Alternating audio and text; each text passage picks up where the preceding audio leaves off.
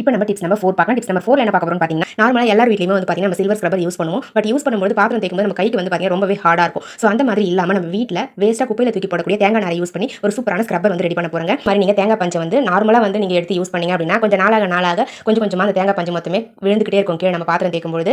அதே மாதிரி டிஸ்டர்பன்ஸாவும் இருக்கும். பாத்திரத்திலும் சிக்கிக்கிட்டே இருக்கும் அந்த தேங்காய் பஞ்சு. ஸோ அதை அவாய்ட் பண்றதுக்கு இந்த மாதிரி உங்ககிட்ட நெட் இருக்கும் இல்லைங்களா, நம்ம பூண்டுலாம் வாங்கினா கொடுப்பாங்களே, பூண்டு ஃப்ரூட்ஸ்லாம் வாங்கினா கொடுக்கக்கூடிய அந்த பிளாஸ்டிக் நெட்டுக்குள்ள இந்த தேங்காய் பஞ்சை வந்து டஸ்ட் எல்லாம் ரிமூவ் பண்ணிட்டு உள்ள ஆட் பண்ணிக்கோங்க. ஆட் பண்ணிட்டு அதுக்கப்புறம் டைட்டா நாட் போட்டு விட்டுக்கோங்க. ரோல் பண்ணி விட்டுட்டு நாட் போட்டு எடுத்துக்கிறேன். மேல இருக்கக்கூடிய அந்த எக்ஸ்ட்ரா நெட்ல ரெண்டா கட் பண்ணி ஹேங் பண்ற மாதிரி ஒரு நாட் போட்டு எடுத்துக்கிறேங்க. இந்த மாதிரி நம்ம இந்த பிளாஸ்டிக் நெட்ல அந்த தேங்காய் பஞ்சை போட்டு யூஸ் பண்ணும்போது நம்ம பாத்திரம் தேய்க்கும்போது தேங்காய் பஞ்சு வந்து கீழே விழவே விழாது. அதே மாதிரி நம்ம கையில பிடிச்சி யூஸ் பண்றதுக்கும் அவ்வளவு சாஃப்டா இருக்கும். பாத்திரமும் வந்து பாத்தீங்கன்னா ஈஸியா நல்லா தேய்ச்சி எடுத்துக்கலாம். பாருங்க, இந்த மாதிரி நம்ம தேங்காய் பஞ்சை யூஸ் பண்ணி நம்ம பாத்திரம் எல்லாம் தேய்க்கும்போது நம்ம கைக்கு வந்து பாத்தீங்கன்னா அவ்வளவு சாஃப்ட்னஸா இருக்கும். இந்த மாதிரி நம்ம பாத்திரம் எல்லாம் தேய்ச்சி முடிச்ச பிறகு நம்ம வந்து நாட் போட்டுருக்கோம் மேல, அந்த பிளாஸ்டிக் நெட்டை யூஸ் பண்ணி அழகா இதை வந்து ஹேங் பண்ணிக்கலாங்க. இந்த மாதிரி ஹேங் பண்ணி யூஸ் பண்ணும்போது அந்த தேங்காய் பஞ்சில் இருக்கக்கூடிய தண்ணி எல்லாமே ஃபுல்லா ட்ரை ஆகி கீழே வந்துடும்.